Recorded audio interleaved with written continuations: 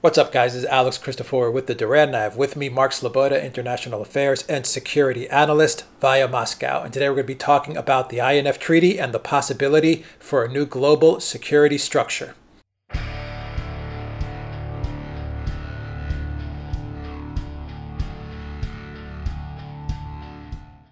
Okay, Mark. So we had a lot of news last week on the INF Treaty and Trump saying that he will be pulling out of the INF Treaty. I'm not sure how definite that is, by the way, if there's been any progress on that front as far as pulling out of the treaty. No, it hasn't actually issued a notice of withdrawal. No. Okay. So we can assume that there may be some negotiations, and we do know from announcements last week that they will be meeting, Putin and Trump will be meeting on the sidelines of Paris, and they will have a more in-depth meeting at the G20 in Argentina. And I am positive that the INF discussion and negotiations will be on the table there. So what do you think of them meeting and discussing the INF? What do you foresee here?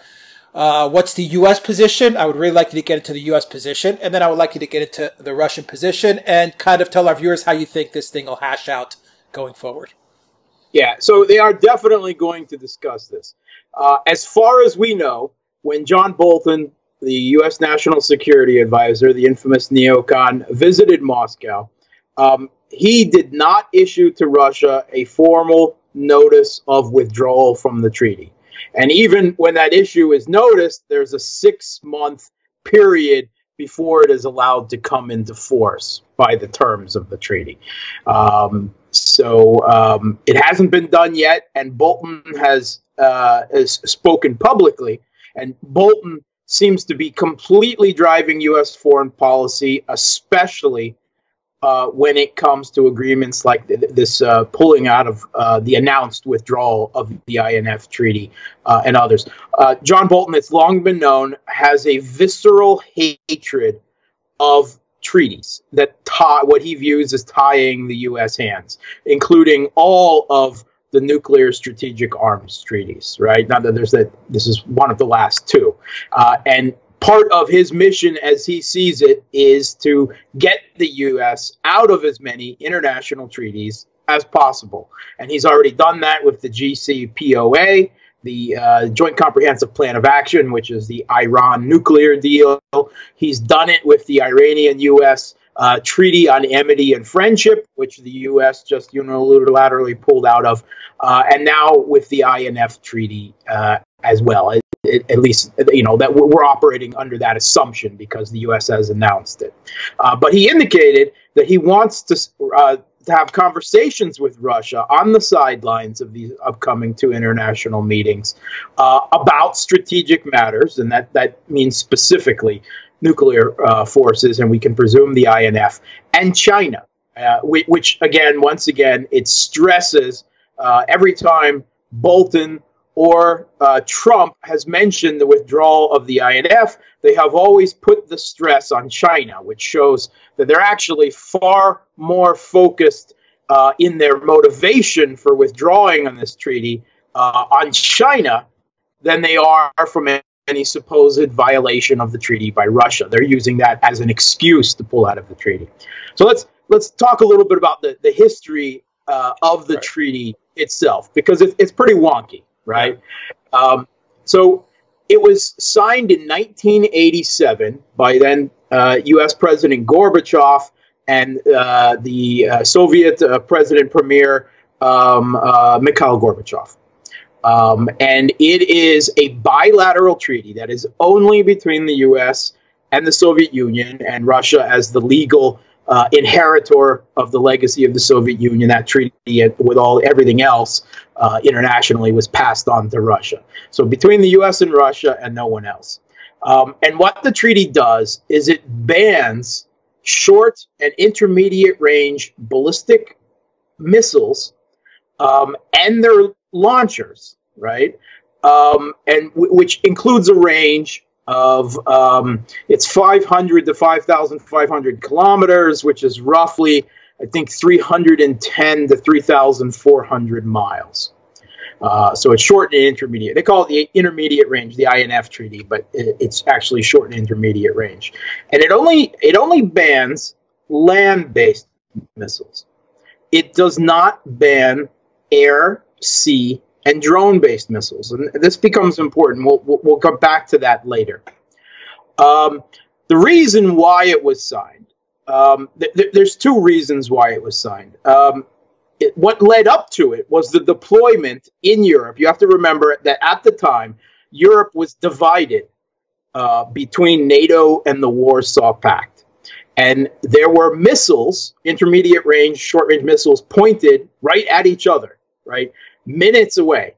The U.S. was deploying the Pershing II, and Russia had the SS-20. And they were both considered accurate, reliable, dangerous missiles.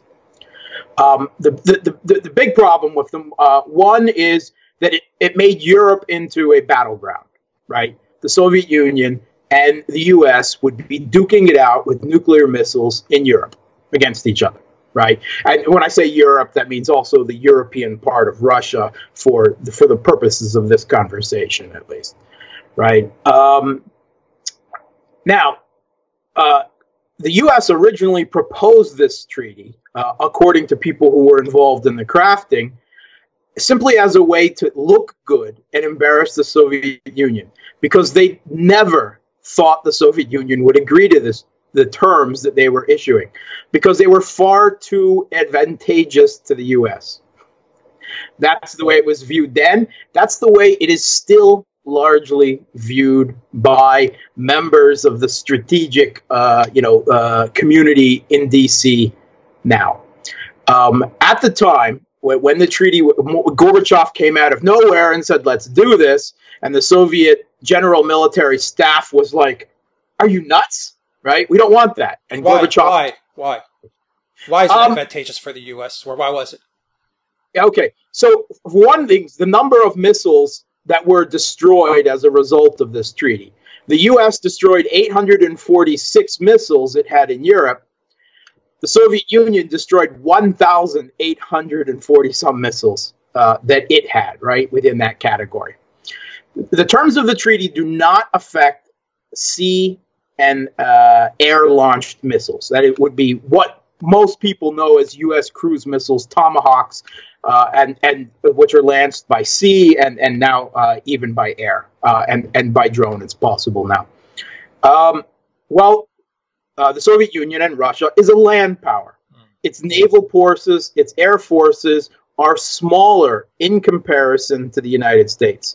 Now, other than tips of Alaska and Vladivostok, because of the range of these missiles, the U.S. and the Soviet Union are not themselves threatened by each other's short and intermediate range missiles. They're largely out of range. It's only that short non-strategic area between eastern Siberia and Alaska that would fall within the range of those missiles. So the U.S. pulling out of this treaty does not mean that Russian intermediate range missiles are going to be pointed at it, because they couldn't be. It falls outside the range. It doesn't affect them.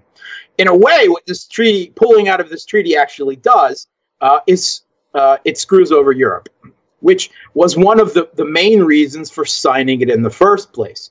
They wanted to reduce Europe as a nuclear proxy battleground between the Soviet Union and the U.S. It was viewed as keeping the fight largely above between the U.S. and the Soviet Union. So that geographic context and the idea of leaving Europe out of it was a big reason for this treaty. The other reason for this treaty was response time. Intermediate range missiles fired at each other could hit the other side, right? Meaning Moscow, when fired from Western Europe, and vice versa, fired at Western Europe from Russia or Warsaw Pact countries at the time, you would have at most an 8 to 10 minute window from the time they were launched to the time they hit. And there was a lot of discussion in the Soviet Union then that there's these 7 Stalin area buildings that are landmarks of the Russian skyline. They're known as Stalin's sisters. They're kind of a a modernist Gothic architecture. You either love them or hate them. I don't have the word. And one of these seven sisters houses the foreign ministry. And the foreign ministry was discussing that people at the top of the building wouldn't reach the bunkers underneath the building using the elevators, or not many of them. If these missiles were launched, they wouldn't reach the bunkers before they impacted. So the response time was very short. Which also means that decision time was very short. And this is crucial because, you know, we've had far more, what we've actually had is incidences where there were mistakes in the reading of data and interpretation that we believed that the other side was firing nuclear missiles. And, you know, several God-blessed people on both sides of the aisle reviewed and said, let's check this, and discovered that missiles really weren't fired. And there were a couple of people on both sides that prevented a mistaken data from launching World War III. All right. And so that's a big matter of this time. The more response time you have to analyze, you know, before you must fire your missiles in response in order, you know, to take out the other side if they fired first. So response time was a big consideration as well. The U.S. never thought the Soviet Union would sign it. They did. It was done. The Russian military wasn't happy. The Soviet military then at the time wasn't happy about it. The terms of the treaty greatly benefit the U.S., which is a marine expeditionary military-based country. The U.S. doesn't have enemies in Mexico or Canada or anyone who could fire land-based intermediate-range missiles, which is all this treaty bans. Russia's naval forces, the Soviet Unions, have always been insignificant compared to the U.S. And they, at the time of the treaty, they didn't even have the capability to launch these sea-based cruise missiles. Now, obviously, Russia does. They've got this Caliber cruise missile, which they launched to great effect several times now in Syria. And they've demonstrated the effectiveness. They've closed that technology gap, finally, and made several advances in other areas on what the U.S. has. So we come up today. Bolton hates these treaties. So he's got a personal motivation there, and everyone agrees that Bolton is the one driving this. But in today's world, we have different geopolitical realities and different technology. Technology has advanced well beyond the terms of this treaty. The fact that sea, air, and drone-launched missiles aren't a part of this treaty has left the purposes of it far behind. Plus, Europe is no longer a divided battleground between. Europe is almost entirely united on the Western side, the geopolitical side. So Russia doesn't have a concern now about protecting Europe. And it must be said that Trump doesn't have much of a concern of protecting Europe because he doesn't really like the European leaders very much. A big part of it being is they actively campaigned against him, which could be viewed as meddling in the U.S. election if there were other countries other than Europe. So again, this pulling out of the treaty, it was done without any consultation with the European leaders, with NATO leaders. They're not happy about this.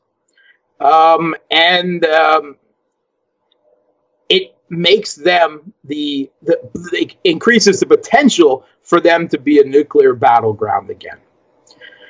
Now, Russia is saying that the U.S. pulling out of this treaty is a unilaterally, U.S. once again breaking their international commitments and unilaterally pulling out of an international treaty, in this case, one of the architecture of the Cold War era, strategic restraint. And they say it will increase tensions and start a new arms race, and there's a lot of rhetoric coming from the Russian side. That's part of the game. Russia is not really upset about the U.S. pulling out of this treaty. For years now, ever since the U.S. unilaterally pulled out of the anti-ballistic missile treaty in 2001, and especially once they started deploying missile defense in Europe and Poland and Romania, but also South Korea, the United Kingdom, sea-based units, and so on, started layering missile defense around Russia. Russia has been quite clear that, you know, the Intermediate Range Nuclear Forces Treaty is really no longer in our interests. It probably, at least according to the Soviet military, wasn't in our interests at the time. It was really a completely one-sided treaty, as the way military people, that's the way U.S. military people look at it. It was the most one-sided treaty in favor of the U.S. that was signed, you know, on arms control between the U.S. and the Soviet Union. It was kind of a gift from Gorbachev, a goodwill gift, if you look at it that way. Also, Sergei Ivanov, the former Russian Ministry of Defense before two ministries of defense before Shugo, repeatedly, when he talked to Rumsfeld, who was Bush's Secretary of Defense, he requested that both the U.S. and Russia announce that they're pulling out of the treaty together. They're just getting rid of it, a bilateral treaty together. Didn't convince them at the time. But fast forwarded a few years, and Trump and Bolton are more than willing to take the political heat for pulling out of it on their own. And as far as Russia is concerned, quietly behind closed doors, I believe they're actually quite happy to have the treaty gone. They're more than happy to have the U.S. take the political heat for unilaterally withdrawing out of it. Another reason is, other than the technology that's changed, is the geopolitical realities. The UK and France are not signatories to this treaty and more than capable of developing intermediate-range ballistic missiles on their own. So are South Korea and Japan, and most importantly, China. Some 90% of China's intermediate-range of China's missiles fall within this category. And the U.S. is very concerned about these missiles in what they view as an inevitable conflict with China in the Western Pacific, you know, basically the South China Sea area, where they believe that they are going to be challenged, or they are, you know, it's them going to the other side of the world. They're going to challenge China there. And they're very concerned about the number of missiles because, of course, this treaty bans ballistic missiles as well. And it's not restricted by geography. So the U.S. still isn't allowed to counter China with land-based missiles in the Pacific. So the U.S. has accused Russia of being in violation of the INF Treaty by developing, and research is allowed, but development and deployment, production and deployment are not. So they say that they've developed a land-based version of their Caliber sea-launched cruise missile with a designation 9M729. And they say they've deployed it in one, possibly two places in southeastern Russia, well away from the things. Russia, on the other hand, has long accused the U.S. of being in violation of the treaty. They say that the anti-ballistic missile launchers that the U.S. has put in Eastern Europe and in Romania, they are Mark MK41 launchers, which are used as part of the Aegis anti-ballistic missile city on ship. They're called the Aegis Ashore System. At sea, they can also be used to launch Tomahawk cruise missiles, which are intermediate-range sea-based missiles, right, which are not forbidden by the terms of the treaty.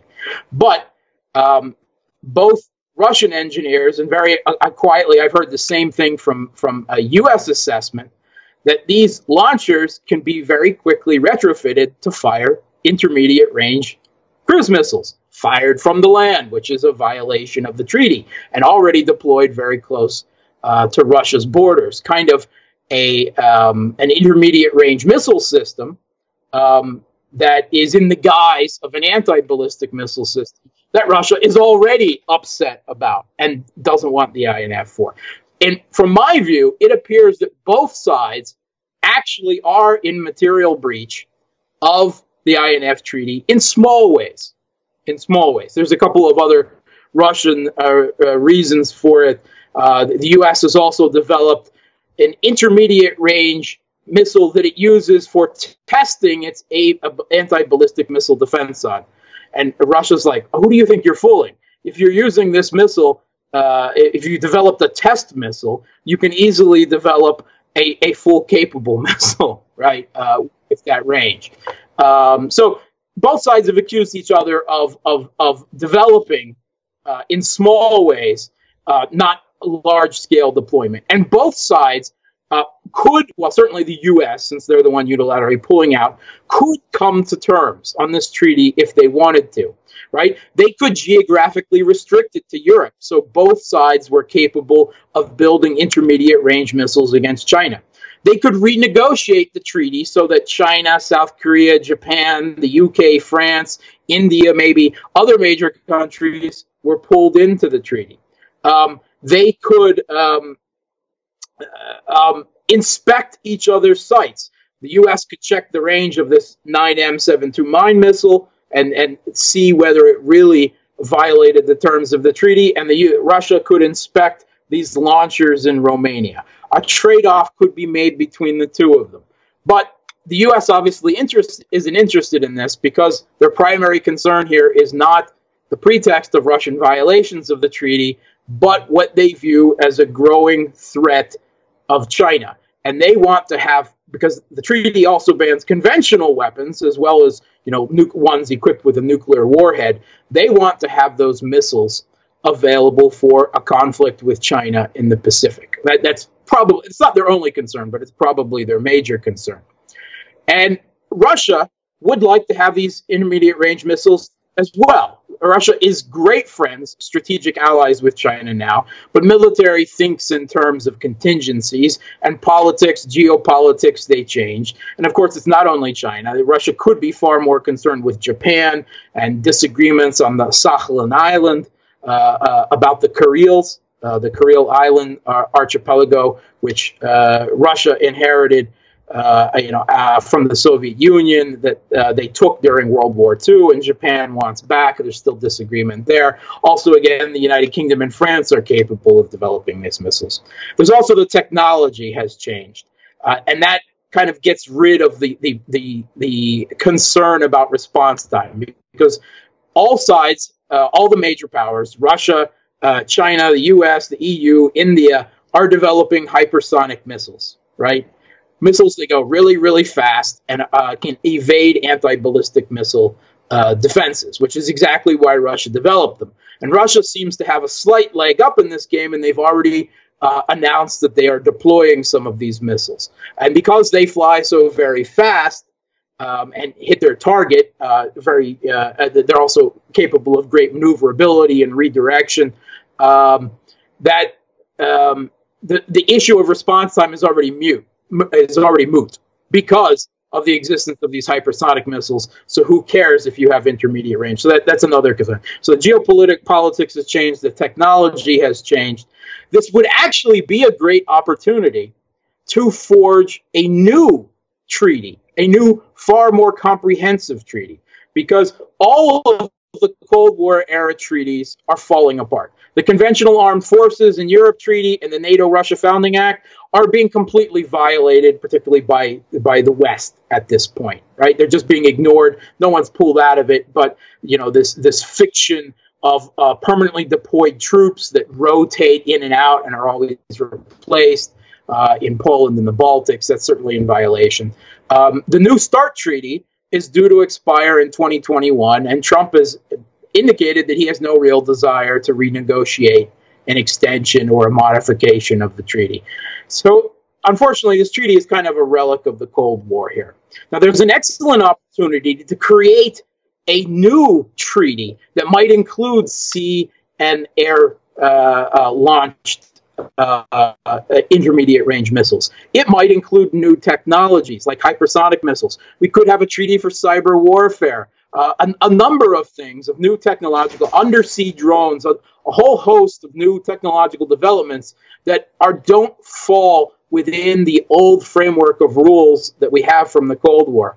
Plus, we live in a multipolar world now of ballistic missiles, and Bolton has pointed this out, and he's absolutely correct. China, the UK, France, India, Japan, South Korea, they aren't covered by this treaty. So it's kind of tying the hands of the US and Russia and not these other countries. But if you came together and created a real multipolar international arms treaty, I don't think Trump is the one to do that. I don't think he has the temperament for it.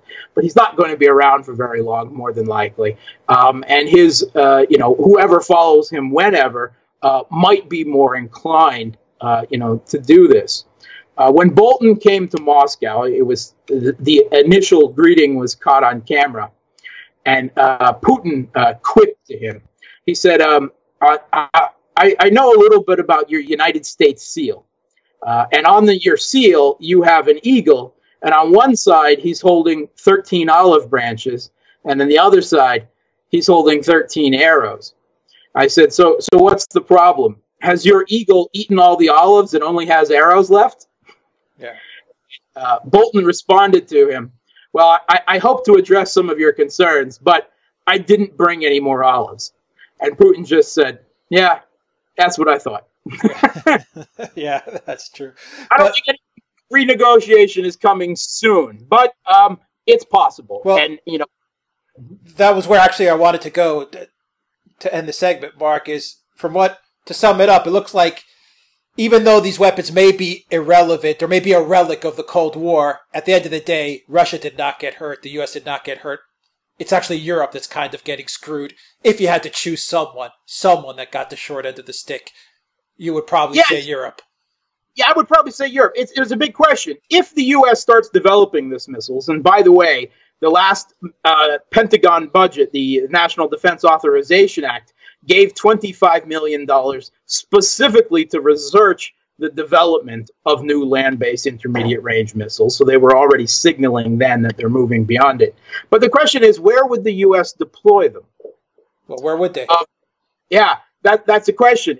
Certainly, France and Germany don't have any desire to put new U.S. intermediate-range missiles on their territory, because that would then immediately be targeted by equivalents on the Russian side, and they'd be back to the same point.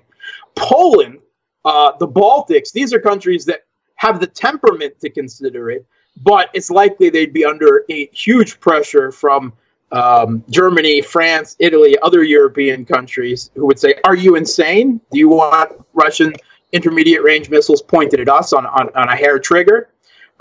Other question is in the Pacific, if the U.S. concern is really with China, Japan, Australia, Guam. Now, these are potentials. It's unlikely politically right now that Japan would host them, but Guam and Australia are probably real possibilities, which again indicates that the real concern and the focus where the U.S. is looking going forward is putting land-based missiles in the Pacific.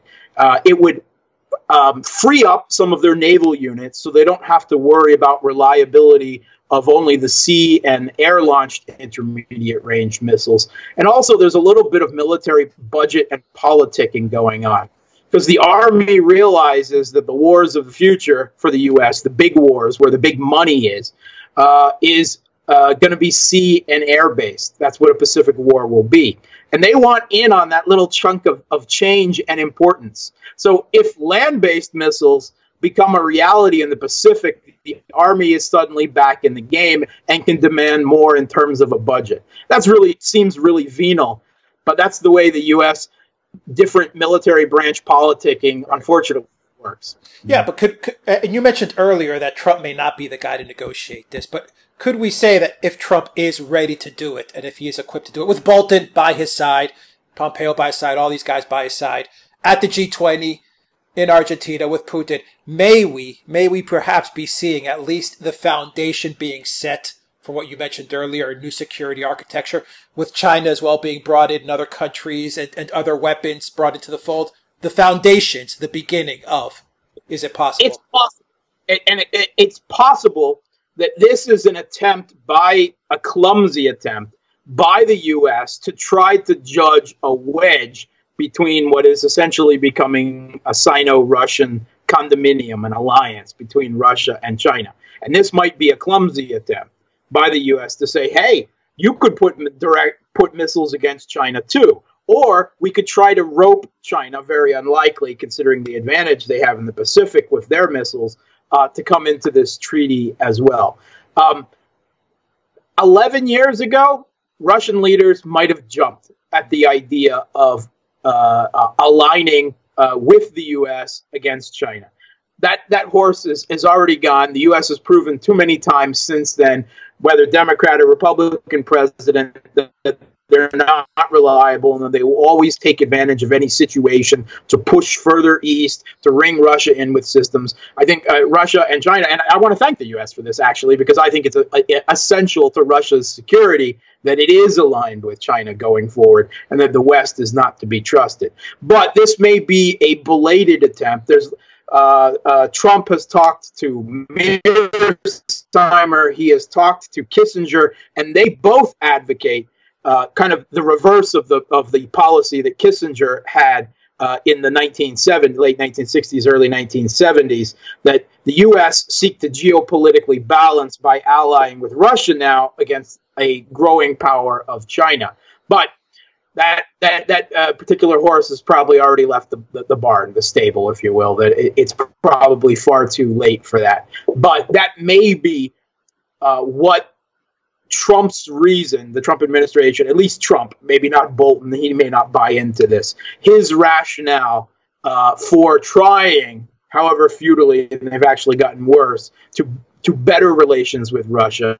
And this might be a kind of a last-ditch effort. I mean, if there's one place that Russia and the U.S. have always been able to talk, the Soviet Union before, if relations got really bad, is they could go back to the technical diplomacy of strategic arms.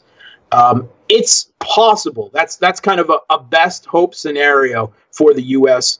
Withdrawing from this treaty. That's what they're really pushing for.